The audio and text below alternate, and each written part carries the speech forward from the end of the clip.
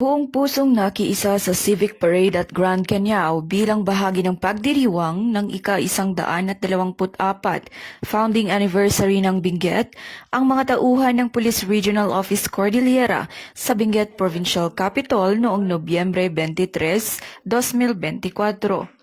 Ang okasyong ito ay pinamagatang Embracing Our Heritage, Co-Creating a Healthier Benguet. Sa pamumuno ni Police Brigadier General David Peredo Jr., Regional Director ng PROCAR, ay aktibong lumahok sa Civic Parade, isa sa mga tampok na aktibidad sa pagdiriwang. Ang parada ay nilahukan ng iba't ibang sektor ng komunidad, mga lokal na pamahalaan at mga organisasyon, na lahat ay nagtipon upang ipakita ang kanilang suporta at pagmamahal sa probinsya ng Benguet. Ang mga tauhan ng PROCAR, suot ang kanilang uniforme at dala ang mga bandila ng kanilang unit, ay nagmarcha na may buong sigla at dedikasyon.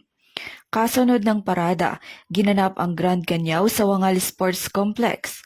Ang Grand Canao ay isang tradisyonal na seremonya ng mga katutubong grupo sa Cordillera na ipinagdiriwang sa pamamagitan ng mga sayaw, musika at ritual.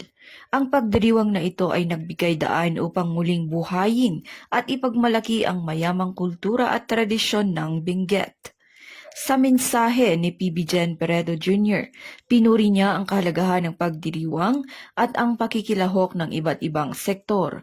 Aniya, ang ating partisipasyon sa pagdiriwang na ito ay tunay ng ating dedikasyon sa paglilingkod at pagsuporta sa komunidad ng Benguet.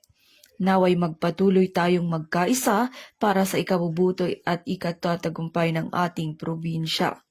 Ang pakikilahok ng PROCAR sa ganitong mga aktibidad ay patunay ng kanilang dedikasyon sa pagtulong at pagsuporta sa kanilang nasasakupan, habang pinangangalagaan at ipinagmamalaki ang mayamang kultura ng kanilang rehiyon. Mula dito sa rehiyon ng Cordillera, ako ang inyong PNN correspondent, Patrolwoman Josabel Moyaw, alagad ng batas, tagataguyod ng Balitang Pulis.